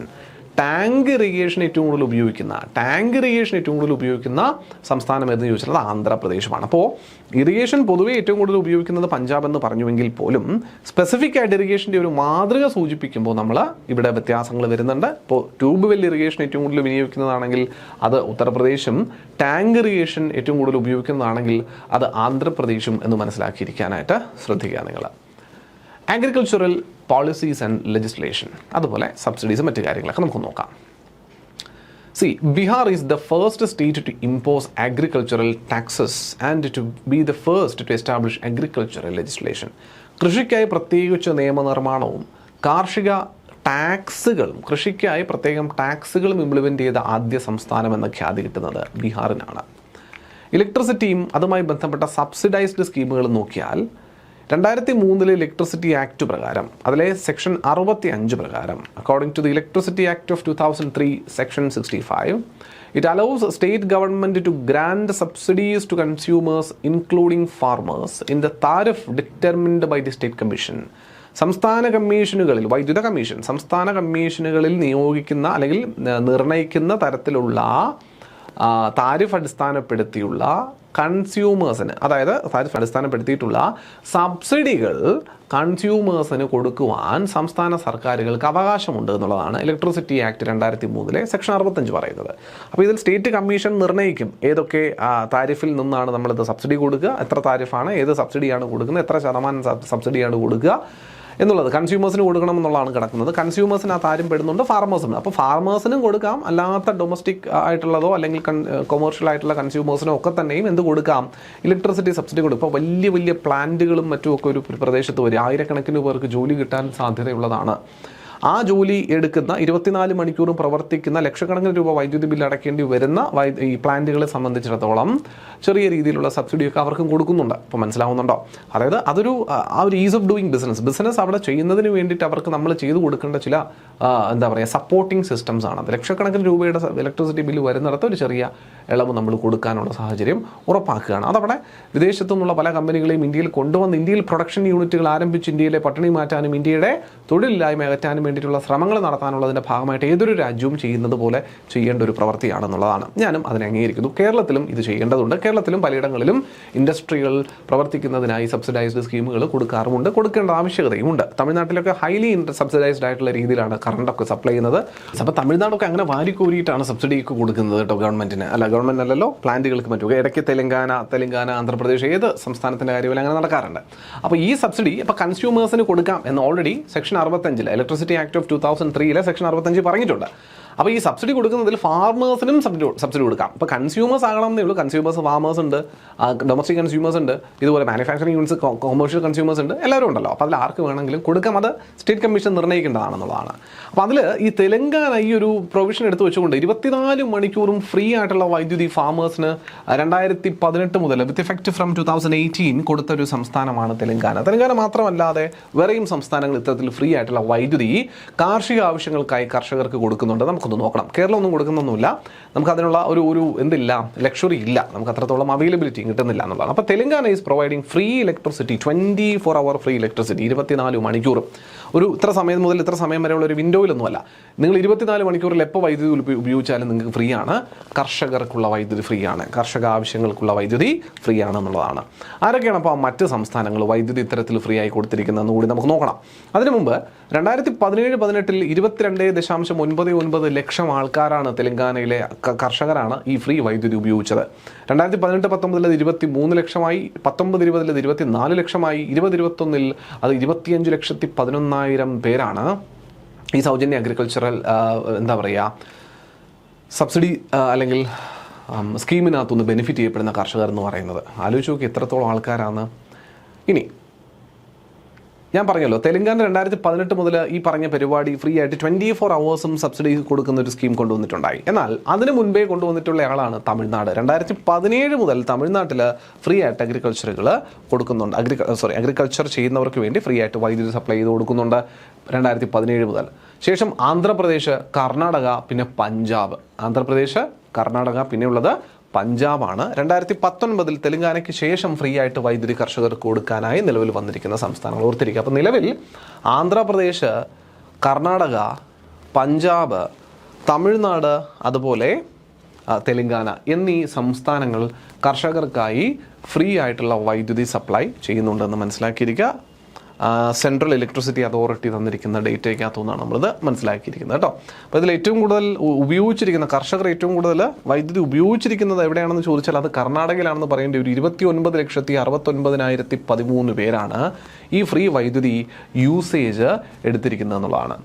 മനസ്സിലാവുന്നുണ്ടോ? എത്രയാണ്? 29,69,013 പേരാണെന്ന് മനസ്സിലാക്കിയിരിക്കാം. ക്ലിയർ ആണോ? യെസ്. ഇതിൽ രണ്ടാം സ്ഥാനത്ത് നിൽക്കുന്നത് സ്വാഭാവികമായിട്ടും തെലങ്കാനയാണ്. 23,05,000. തെലങ്കാനയുടെ വാല്യൂ തെലങ്കാന 25 ലക്ഷം കടന്നിട്ടുണ്ട് കേട്ടോ. യെസ്, 25 ലക്ഷം വന്നിട്ടുണ്ട്. 23 അപ്ഡേറ്റ് ചെയ്ത് 25 ലക്ഷം വന്നിട്ടുണ്ട്. തമിഴ്നാട് 21 ലക്ഷം, പഞ്ചാബ് 13 ലക്ഷം, ആന്ധ്രാപ്രദേശ് 17 ലക്ഷം. ഇതാണ് ഏകദേശ കണക്കുകളെന്ന് കൂടി ഒന്ന് ഓർത്തിരിക്കുക. ഏകദേശ കണക്കുകളെന്ന് ഓർത്തിരുന്നാൽ മതി. തെലങ്കാന നമുക്കിപ്പോൾ 25 ആയിട്ടുണ്ട് കേട്ടോ. 24, 23 എന്നുള്ളത് 25 ലക്ഷം ആയിട്ടുണ്ട് എന്നുകൂടി മനസ്സിലാക്കിയിരിക്കുക. ബട്ട് എന്നാലും ആര് തന്നെയാണ് മുന്നിൽ? കർണാടക. ശരിക്കും തെലങ്കാനയ്ക്ക് ശേഷമാണ് കർണാടകയിൽ തുടങ്ങിയത്. പക്ഷേ കർണാടകയിലാണ് കൂടുതൽ കണക്റ്റഡ് ലോഡ് അല്ലെങ്കിൽ കൂടുതൽ ആൾക്കാർ അത് വിനിയോഗിച്ചിരിക്കുന്നത് എന്നുള്ളതാണ് നമുക്ക് കാണാൻ സാധിക്കുന്നത് കേട്ടോ. റൈറ്റ്. അപ്പോൾ ഇതൊന്ന് ഓർത്തിരിക്കുക നിങ്ങൾ. അപ്പോൾ എത്ര സംസ്ഥാനങ്ങൾ ഫ്രീ ആയിട്ട് വൈദ്യുതി കൊടുക്കുന്നുണ്ടെന്നുള്ളത് ഒന്ന് നോട്ട് ചെയ്തിരിക്കുക. ക്ലിയർ അല്ലേ? സെറ്റ്. അപ്പോൾ ഇത്രയേ ഉള്ളൂ നമ്മുടെ ഇന്ത്യൻ അഗ്രികൾച്ചറൽ സെക്ടറിൻ്റെ ഒരു തുടക്കം അല്ലെങ്കിൽ ഒരു ഇൻട്രൊഡക്ഷൻ പോലെ നമുക്ക് മനസ്സിലാക്കേണ്ട കാര്യങ്ങൾ തീരുന്നില്ല. നമുക്ക് ഒരുപാട് കാര്യങ്ങൾ പഠിക്കാനുണ്ട്. ഒരല്പം വേഗത്തിലാണ് ഞാൻ ഇന്ന് എടുത്തതെന്നറിയാം. സമയത്തിൻ്റേതായൊരു ഒരു ലിമിറ്റ് നമുക്കിവിടെ സെറ്റ് ചെയ്യാനുണ്ടായിരുന്നു. അതുകൊണ്ട് ഒരല്പം വേഗത്തിൽ ഞാനൊന്ന് പറഞ്ഞു പോയിട്ടുണ്ട്.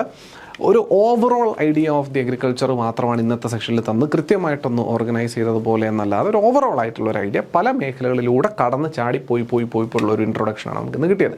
ഇനി ഓരോ സെക്ടറിലും അല്ലെങ്കിൽ ഓരോ മേഖലയിലും ഡീറ്റെയിൽഡ് ആയിട്ട് വിശകലനം നമ്മൾ വരുന്ന ക്ലാസ്സുകളിൽ അടുത്ത പാർട്ടുകളായിട്ട് ചെയ്യുന്നുണ്ടാവും. ഇന്നത്തേത് ഒരു ഓവറോൾ ഐഡിയ പോലെ മാത്രം നിങ്ങൾ കൺസിഡർ ചെയ്ത് ഒന്ന് മനസ്സിലാക്കിയിരിക്കാനായിട്ട് ശ്രമിക്കുക. അപ്പോൾ നമ്മൾ ഇന്ന് ഡിസ്കസ് ചെയ്ത അഗ്രികൾച്ചറൽ സെക്ടറിൻ്റെ ഒരു ഹോളിസ്റ്റിക് ആയിട്ട് പൊതുവെ കുറേ കാര്യങ്ങൾ ഒന്ന് തുറസായി പറഞ്ഞു പോയതിന് നിങ്ങളൊന്ന് വിലയിരുത്താനായിട്ട് ശ്രമിക്കുക.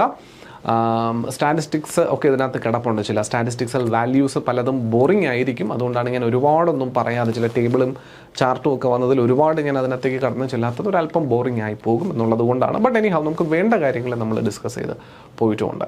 അപ്പോൾ നമ്മൾ ഇന്ന് ഡിസ്കസ് ചെയ്ത അഗ്രികൾച്ചറൽ സെക്ടറിൻ്റെ ഒരു തുടക്കം നിങ്ങൾക്ക് മനസ്സിലായിട്ടുണ്ടാവുമെന്ന് പ്രതീക്ഷിക്കുന്നു. അടുത്ത ദിവസം നമുക്ക് ഇതിൻ്റെ ഒരു MCQ ഡിസ്കഷനുമായിട്ട് ബന്ധപ്പെട്ടൊക്കെ കാണാം. അതുവരെ എല്ലാവർക്കും നമസ്കാരം. Thank you. Then we will be discussing the rest of the agricultural points.